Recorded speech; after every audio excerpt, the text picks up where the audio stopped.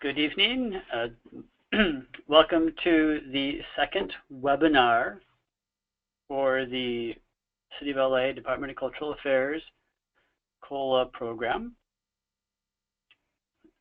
My name is Chris Riedesel. I am one of the grants associates, and next to me is our other grants associate. Together we will be leading tonight's webinar. I will do the second half, which will be a walkthrough of the actual application, and Alma will do the first half, which will be an overview of the COLA Master Artist Fellowship Program. And without further ado, she will start right now. Hi everyone, thank you for joining us today. My name is Alma Guzman. As Chris mentioned, I am one of the grants associates for the Department of Cultural Affairs Grants Division. And as he also mentioned, I'll be going over the framework of the City of Los Angeles COLA Fellowship Program, and then we'll switch and he'll dive deeper into the application. So if you have any questions during the webinar, feel free to type them in, and Chris will help you out as much as he can. And then during the second half, I'll try to help you. So let's jump into this.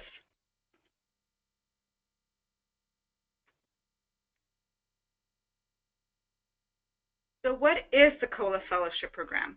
The purpose of the fellowship program is to honor the city's most creative artists and the work that they do and share with the public. The award amount is usually $10,000, and our panel selects 13 to 15 artists each year. DCA asks that you use this money to support a new body of work to be premiered by DCA in an exhibition or showcase next year, not next year, but in 2019. So you're applying a year in advance. Our exhibitions usually take place at Barnsdall Art Gallery, and our showcases usually take place at grant performances.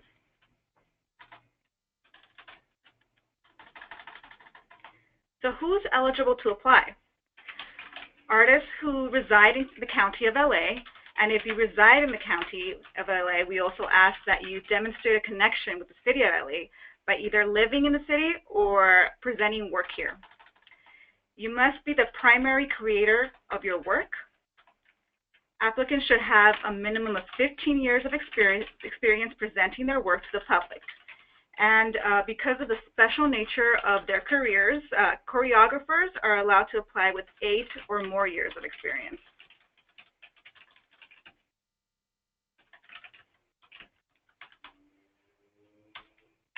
So what can you use your grant for?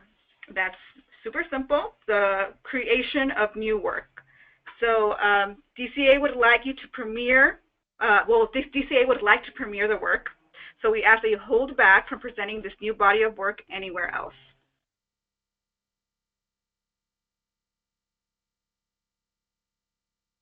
So who's not eligible for this program?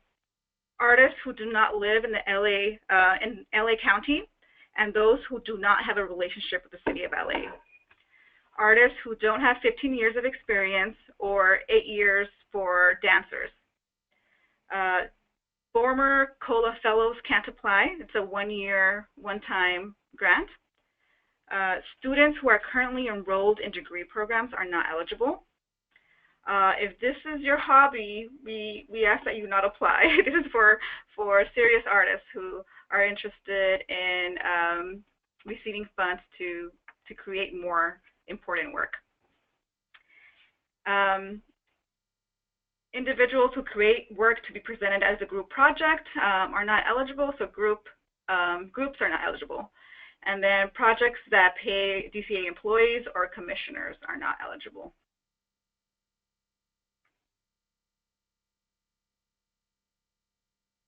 So how does our review process work? So DCA invites professionals from the field to score proposals. As staff, Chris and I have nothing to do with the scores, I promise. Our job is to audit applications and facilitate the panel review process. So proposals are usually scored on 2 criteria, excellence and innovation. And unfortunately, you don't hear from us for a while. You'll submit your applications at the end of this month, and then we'll receive notification next year in May. So what does the application look like?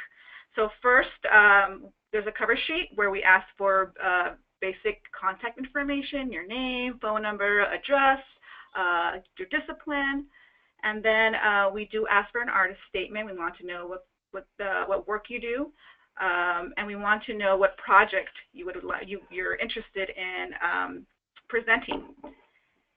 We do ask for a resume exhibiting your experience. We also ask for artistic work samples, which can be videos, images, audio links, maybe links to literary work. You also have the opportunity to attach supplementary materials, which can be reviews, letters of support, marketing material. And then at the end, you'll find a few additional forms. There are metrics and evaluation forms. So we just want to capture some numbers from you for the city, so we can provide some nice stats for them. Okay, so our application is an online process. So the program that we are using is called Fluid Review.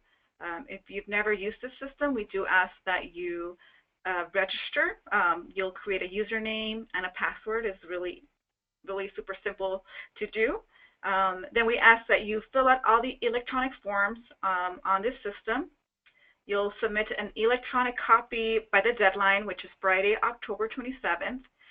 In addition to this online copy, we do ask that you submit a hard copy of your application, which should be postmarked or delivered by Wednesday, November 1st.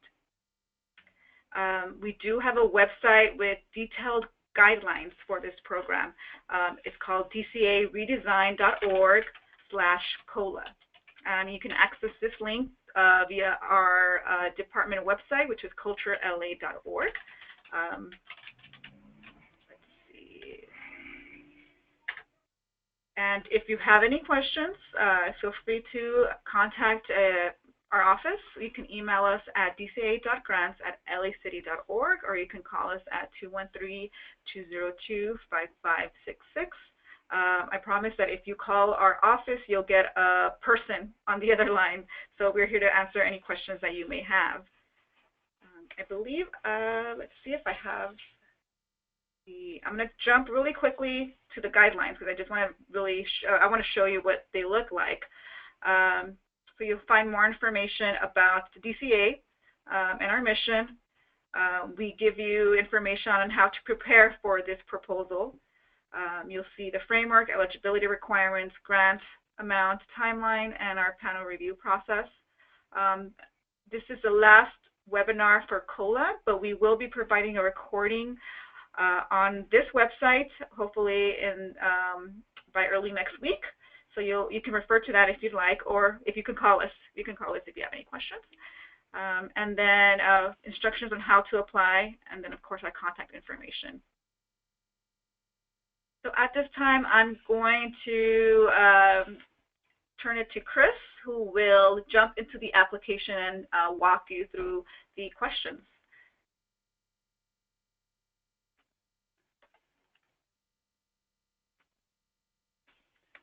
It'll take just a moment as we switch the screen from Alma's screen to my screen.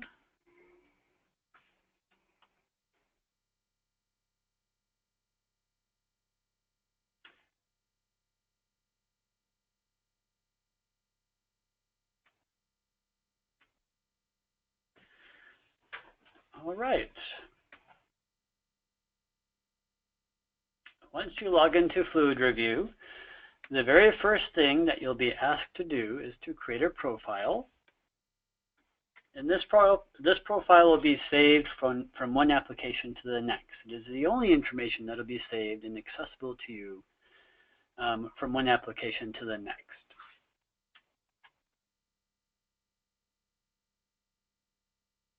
The profile information is just basic contact information.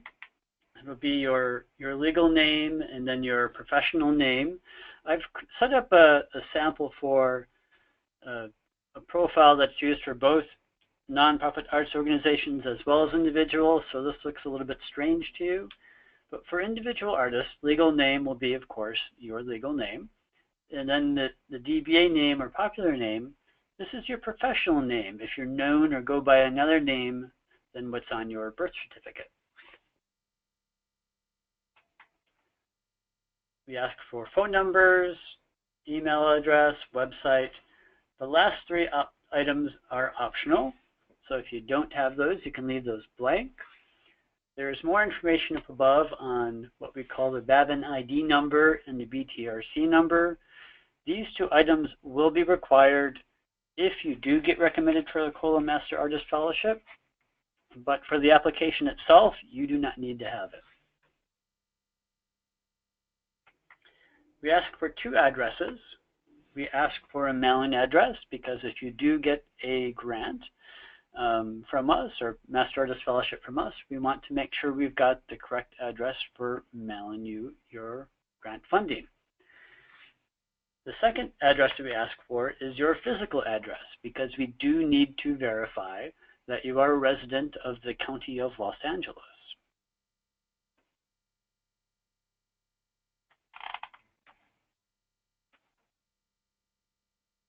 Once you've completed your profile, you likely will not see anything here. These items are grant applications that I've created and I am in the midst of creating. So these are active grant applications. First-time applicants will see nothing here. They'll just see this button, View Grants. You would click on View Grants, and you would see the programs that we are currently accepting proposals for. And you can see there are two, Artists in Residence, and then the City of LA Individual Artist Fellowship, the COLA Master Artist Fellowship. There'll be buttons over here under Actions, which I think, if I remember right, it's either Edit or Start Proposal. Just click on that button and you'll be able to get started.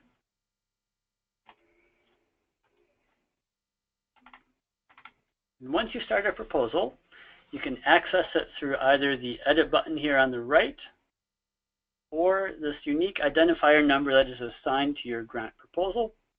Either one will take you to the same spot.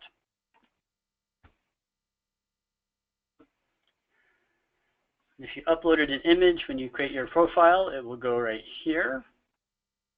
I want to guide people through this top page of the application here.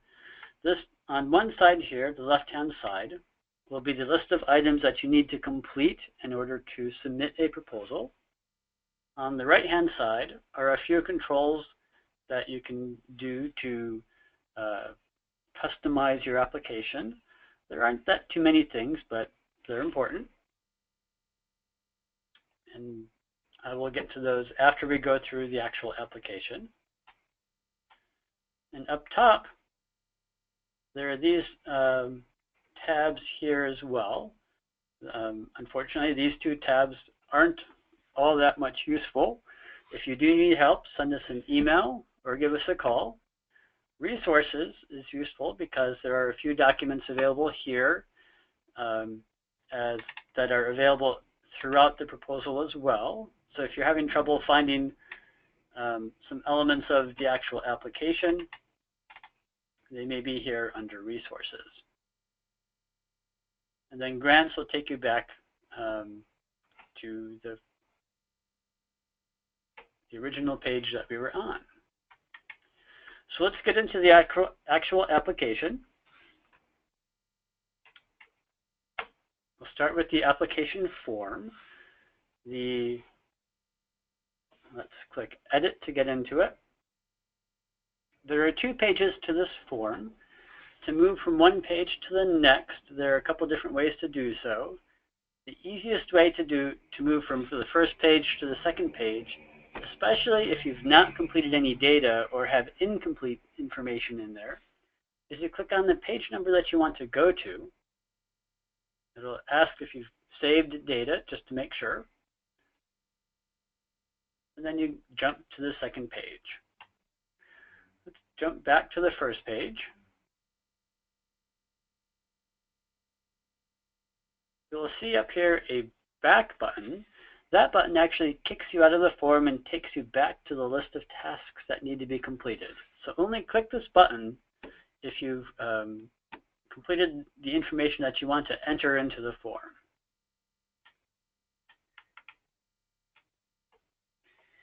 Here, you'll see much of the same information that was entered into your profile. This is auto-filled from the profile information. If you leave some things blank in the optional areas of the profile, you will see some weird computer code in the areas that you left blank. You can just delete that, or you can enter new information there. It's not really a glitch, it's just not something that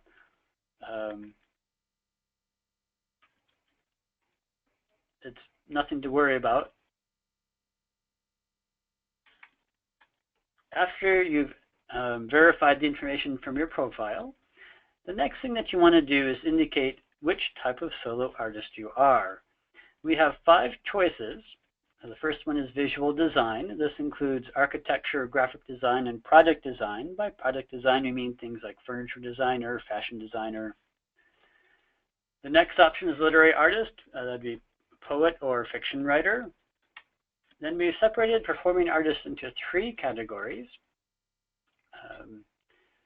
Musician, choreographer, dancer, and playwright, actor. In past years, we've had 3 different panels reviewing these proposals. One panel would review the visual design artist proposals, one would review the literary artist proposals, and one would review all of the performing artist proposals.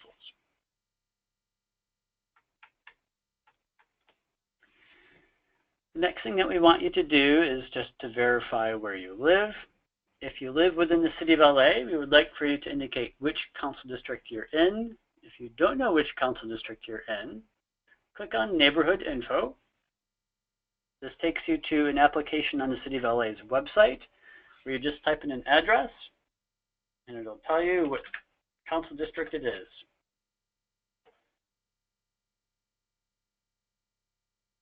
And it gives you a whole bunch of information, but the very first item is the City Council District, and this is Council District 3.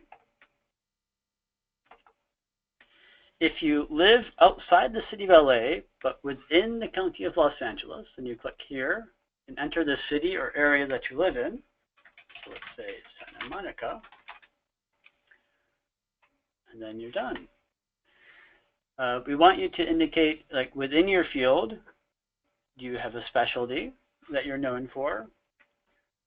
And then just briefly describe the style of your work in 3 to 5 sentences. Then we need you to do a signature for the application. You'll notice down here is a clear button. If you clear that, it clears the signature you've entered, just the signature, nothing else. You can enter your signature.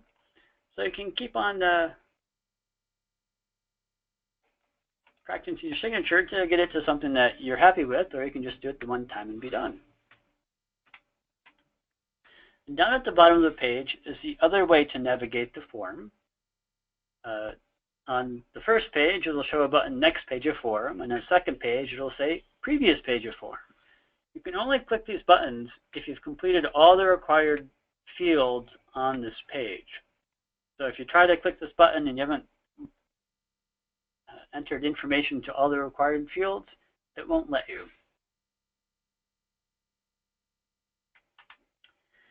The next page, this is the narrative portion, the essay portion, if you will, of the actual proposal. When this was a hard copy proposal, we allowed applicants to provide up to 2 pages of this written narrative, about 1.5 pages for the first section and about 0.5 page for the second section. We've tried to approximate this in the digital world with word limits. So if you're looking at something you've already written up, it is approximately 1.5 pages for question 1 and about 0.5 page for question 2. First question, we just want you to provide introductory text about who you are as an artist and your artistic practice. And you can write this in whatever way you want. There's many different suggestions here. But essentially, this is a statement or description about you and your work as an artist. The second part of the narrative is about a half page, like I said, about what would the project be that you would do should you get a COLA Master Artist Fellowship. And as you can see, we have word limits. The limit is 300 words for question 2 and 900 words for question 1. And as you type in words down here, it will be tracked, so you will always know how many words you've got left in your word limit.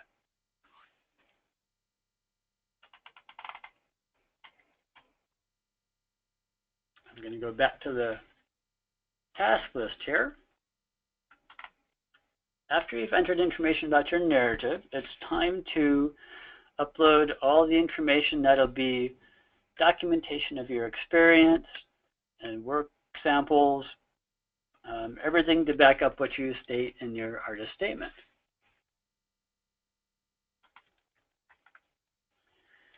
The first thing is your resume. As with all the tasks where you have to upload an element, you can just drop it in this box right here, or you can click the button and browse for a file.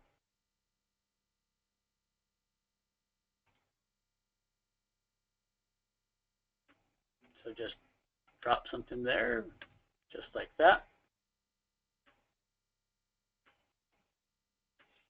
And if it has difficulty uploading something, it will let you know, as you can see. So let's remove that.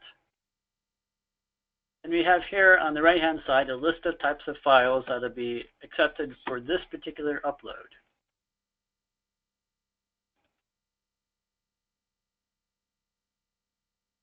There's a Word document. Let's just drop it here. All right, that worked. So when it comes to your proposal, as I go through this, it's important for you to know that about 80% of the score for your proposal comes from your work history and your work samples. So it's important on your resume to document your work history, 15 years or more experience, unless you're a dancer or choreographer, that'd be 8 years or more. And you might be asking, well, what's the last 20% judged on? The last 20% judged on is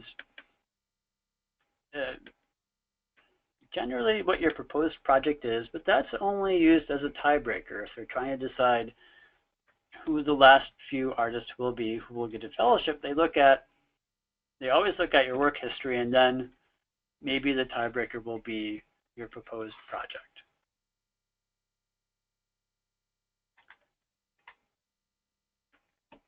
So after you've uploaded your resume, the next thing that you should do is describe what your artistic work samples will be and what your supplemental materials will be. You can do this in any order, so you may want to upload your artistic work samples first and then your supplemental materials as well, and then enter the description. But we're going to go over the description form right now. We call it the Artistic Work Samples and Supplemental Materials Index. You have two options. You can either you can either upload images or you can attach links. So if you go the route of images, you can attach or upload a maximum of 10. And if you want to go with links, you can attach a maximum of 3. Take a look at the form here. And if you are a literary artist, you can upload, instead of images, you can upload up to 10 documents.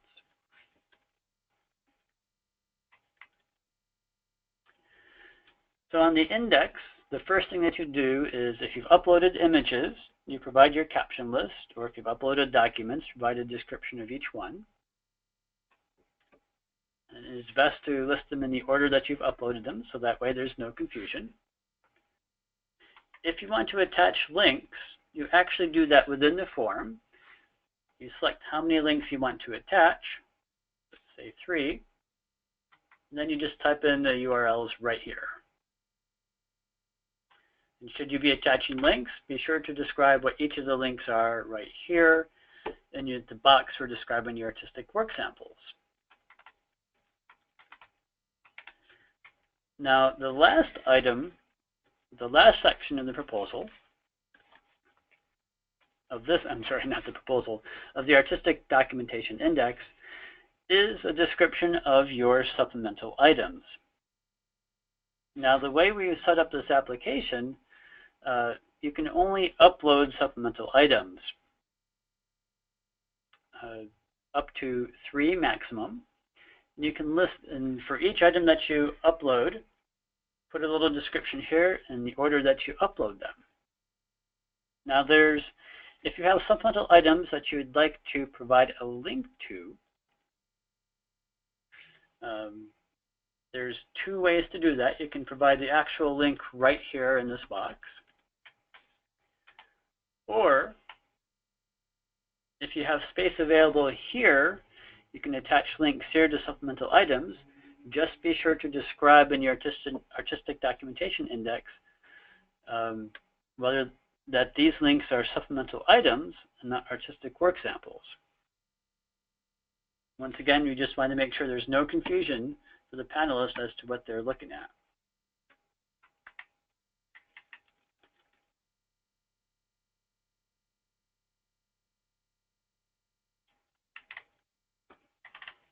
The next 2 sections are where we do the uploads. So if you've taken the option of uploading images or documents, you do that right here.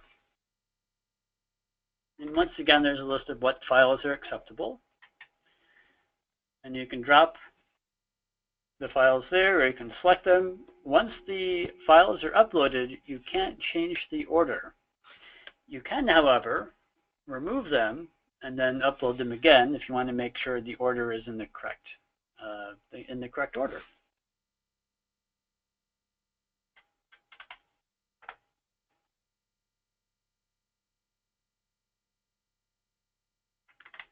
Uploading the supplemental materials works exactly the same way.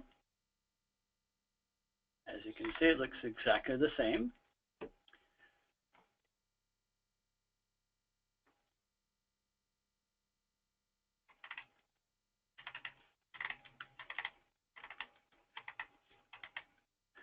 And there is one last item for the proposal, and this is actually not anything it's not considered part of your proposal. It's not anything that'll be reviewed by the peer panel. This is a survey about our process. This is where you get to evaluate our application process. Was there some things that worked well for you on the actual application form? Were there things that were confusing? Were there things that perhaps could have been done better? Please be honest in responding to this form. We use the information from this form to improve the process from year to year. It's a quick survey, should be fairly easy to go through and answer. Yes, no questions. We want you to rank things. Then there are some areas where you can write in more detailed information if you'd like.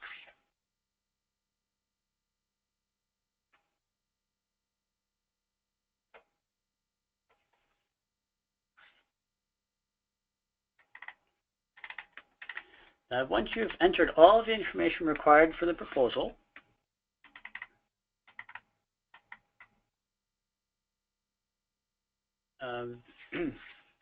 you'll be able to click on this button here to submit your application.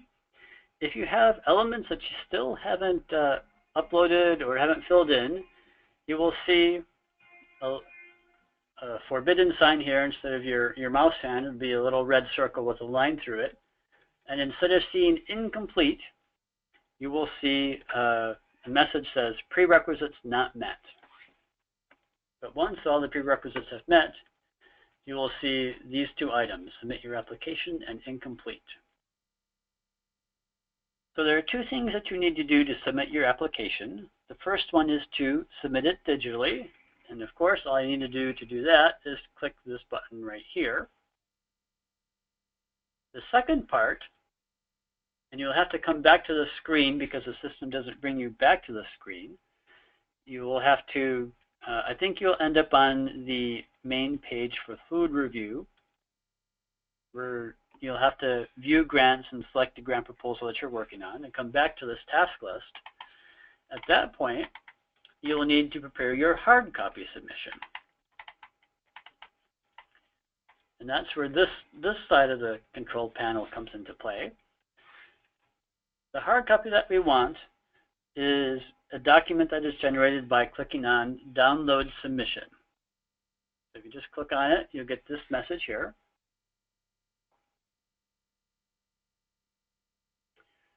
And the larger the files that you upload, the larger number of things that you attach to your proposal, the longer this will take. And usually it's fairly quick.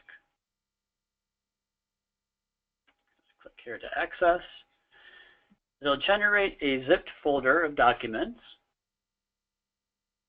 Let's drop it here on our desktop and extract it.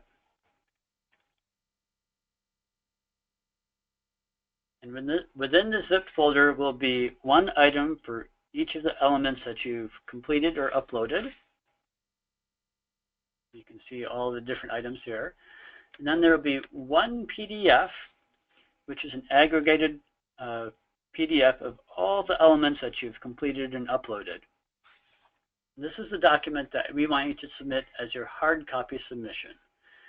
If you notice, this document will be named after your unique identifier number for your grant proposal. So it'll always start with GA dash, and then it'll have 10 digits. So here's the proposal I'm working on, the GA-146261767, and you can see that is the name of the document. This document, let's see, about 25 pages. It can get lengthy, so you are more than welcome to print it up double-sided. This is a file copy. It is not seen by the panel. This is just used as our official copy of your proposal to go into our files. Do not send any additional copies of your work samples. We do not need flash drives, DVDs, or CDs. Your work samples, whether you've submitted them as links or images or documents, will be represented in this aggregate document in one form or another. Images will be represented as thumbnails or slightly smaller versions of the images that you've uploaded. So as a reminder, it is not necessary. Actually, we prefer it if you do not send any hard copies or additional copies of your work samples. Your artistic work samples and supplemental materials only need to be part of the digital submission.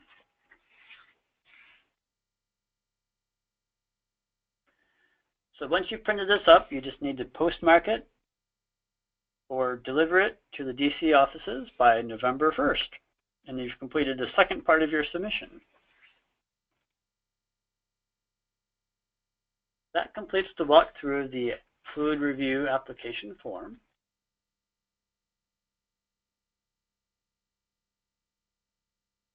So we got through the webinar fairly quickly. So we usually set aside about an hour, which gives us actually about 20 minutes for questions, which a few questions that we need to answer. So if you want to click. So let's open up the questions and start answering them.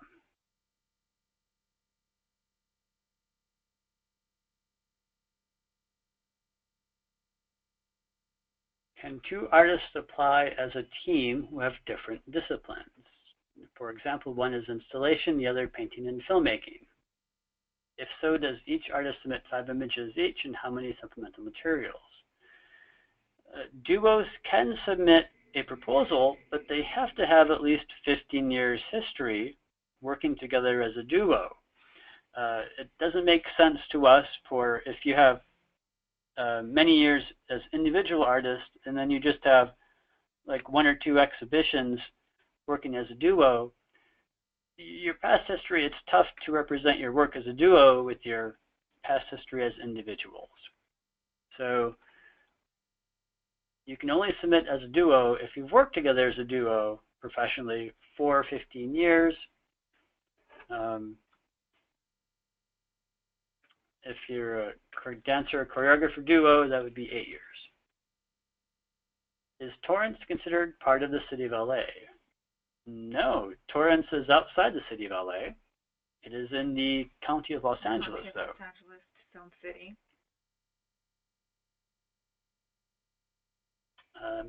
If you have worked and presented in LA and also communities in the county of LA, does this qualify for the application? If you have worked and presented in the city of LA,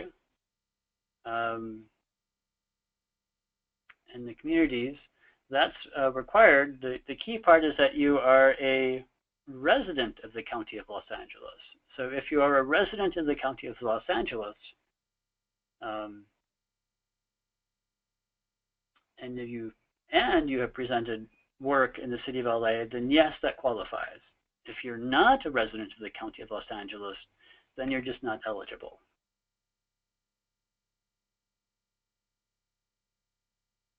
So as a working artist for the past 20 years and have lived in LA for the past 14 years, however, it's challenging to find opportunities to exhibit in Los Angeles.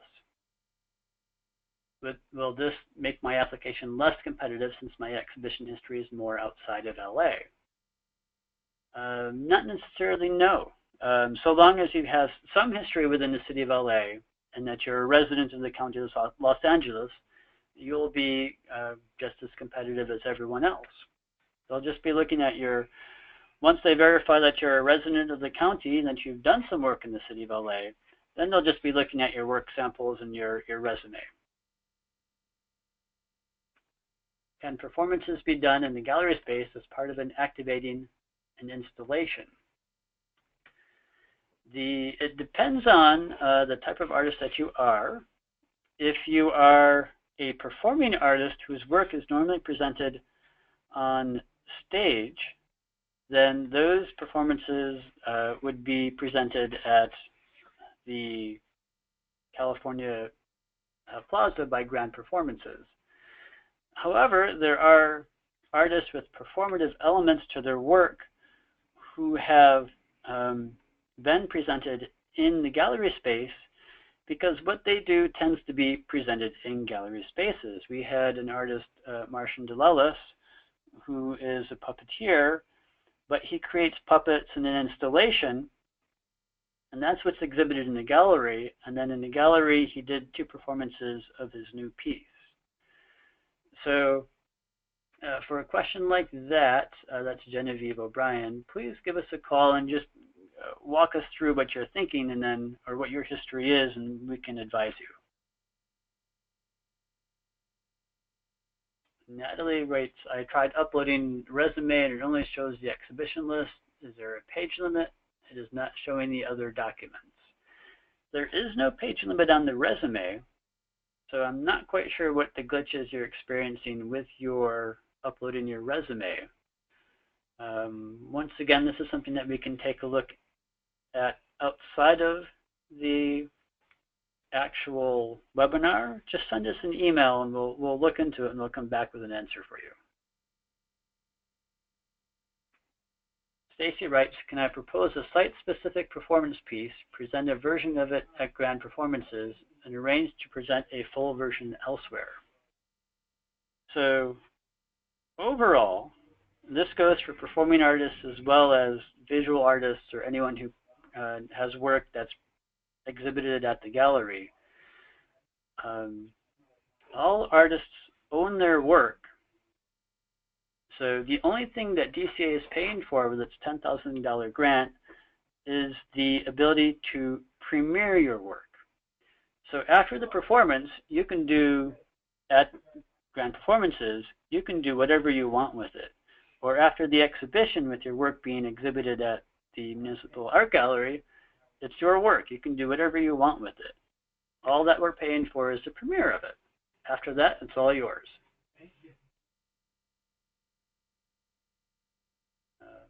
For work samples, can I include older work created more than 15 years ago, as well as a more recent work if there is a unifying theme? It's recommended that you show your more recent work because the panelists want to know where you are now as an artist. If you want to show something like an overarching theme, I'd stay away from having too many images from more than 2 or 3 years ago. Maybe just 1 or 2, if any at all. Because really the panel is focusing on your current work.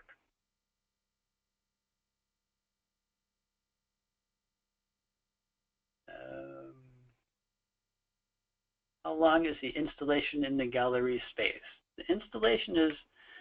The gallery exhibition is usually about 2 months long. It's usually May and June.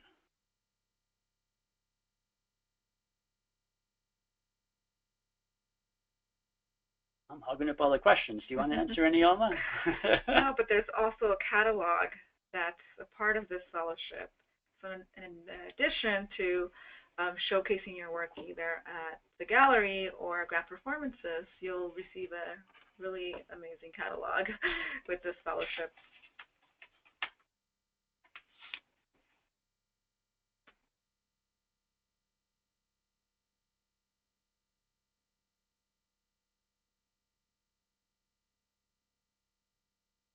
Okay, are there limitations to what we can install in the gallery exhibition? There are some limitations. It tends to be no fire, no live animals, things that would be impractical, really, or unsafe. Yeah. So, Genevieve, do you have food? That'd be a question for the curator. We'd have to go back to the gallery and see what they would say about that. This year they were creating a more fully detailed list of what cannot be done at the gallery. So we're still waiting for that to be given to us. Here's the important thing that you need to know about your proposal. If you do get selected for a COLA Master Artist Fellowship, you aren't tied to your proposal. By the time you get notified that you're recommended for a COLA Fellowship, it'll be almost a year from the time that you submitted. And by the time that you do the work, it'll be about 1.5 years after you submitted the proposal. So we don't require you to do what you proposed because you may have already done it, you may have moved on, your artistic trajectory may have taken you elsewhere. Or there might be restrictions within the gallery that prevent you from doing what you originally thought you'd like to do. So propose whatever you would like to do. It makes sense for your artistic trajectory. Don't be worried if there are elements that you cannot do, or if it turns out later on that for some reason that you won't be able to do, or you're interested in doing something else. Yeah, so the panel is mainly scoring your past work.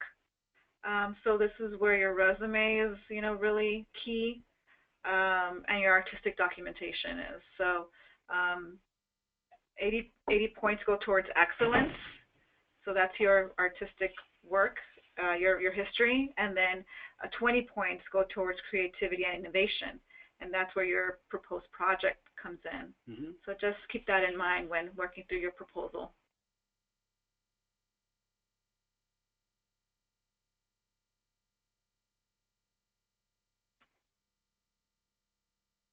Can I submit a video that I made in collaboration with a filmmaker?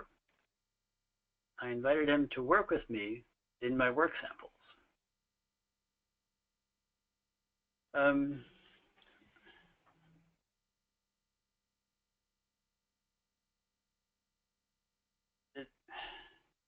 It's possible to have people assist you in the creation of your work so long as everything is your idea and generated by you. And if he's just carrying out this filmmaker is just carrying out your vision, then yes, that would be fine.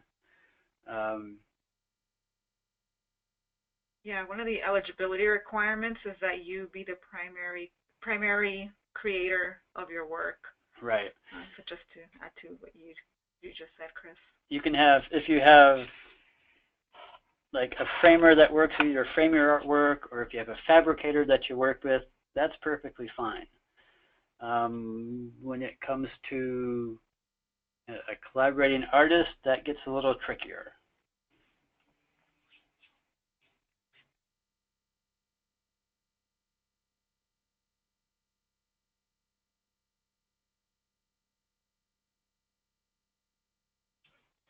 So we do have a few minutes left.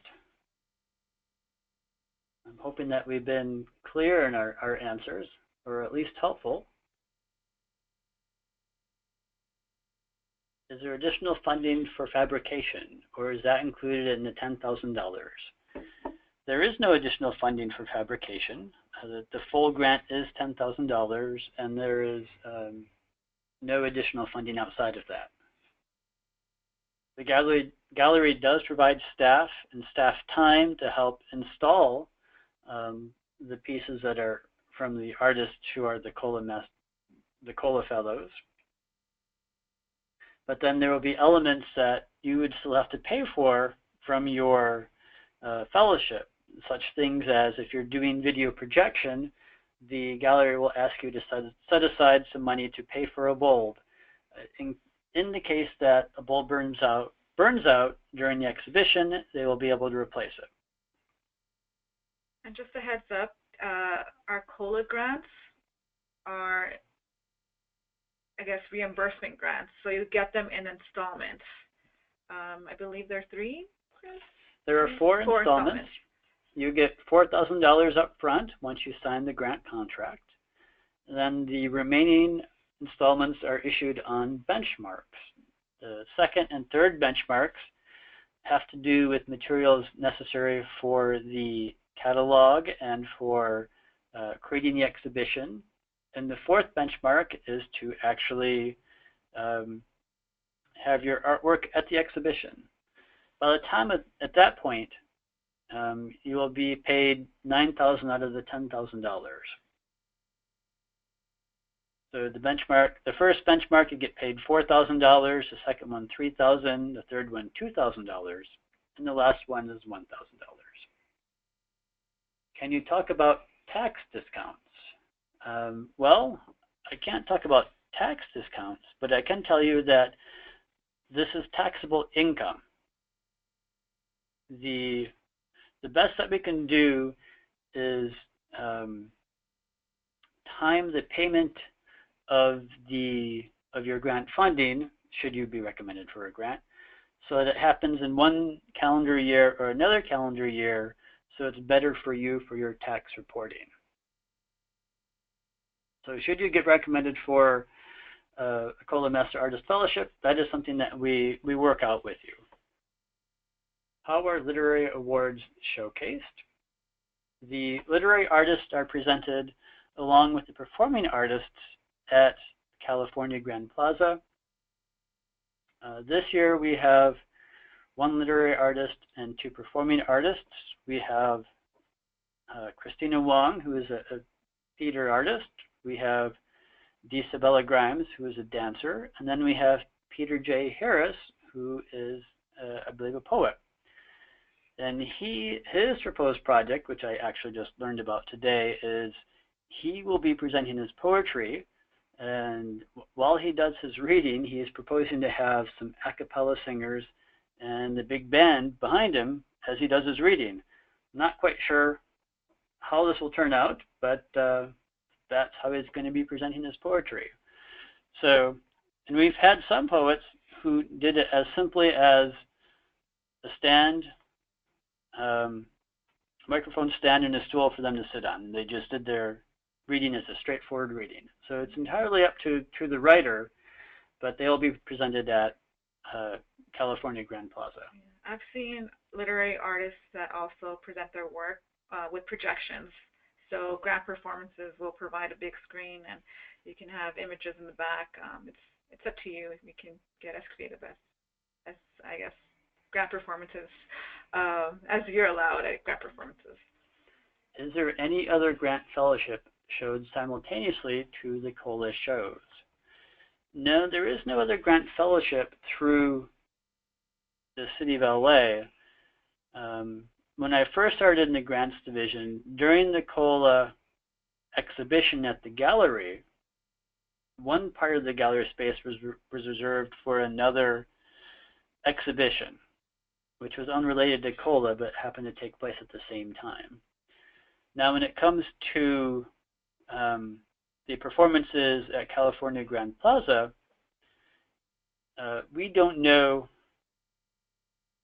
beforehand, we don't know how many performing or literary artists will be recommended for a fellowship. So that programming might be tied in with another set of programming that Grand Performances is already working on.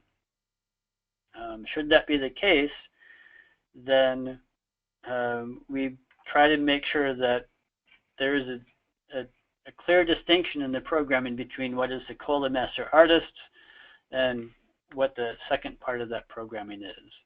But that's not something you really need to worry about when you're preparing a proposal.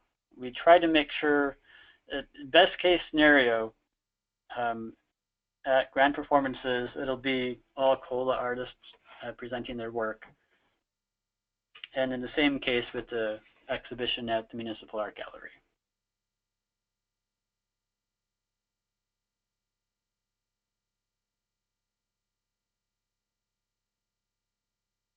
Right. Well, I think that concludes our hour.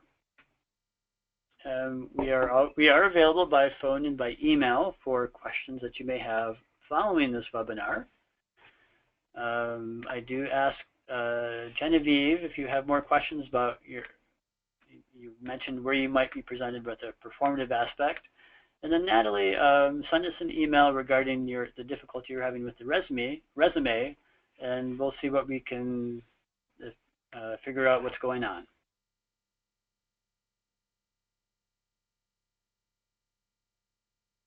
Thank you for joining us, and we look forward to receiving your proposals.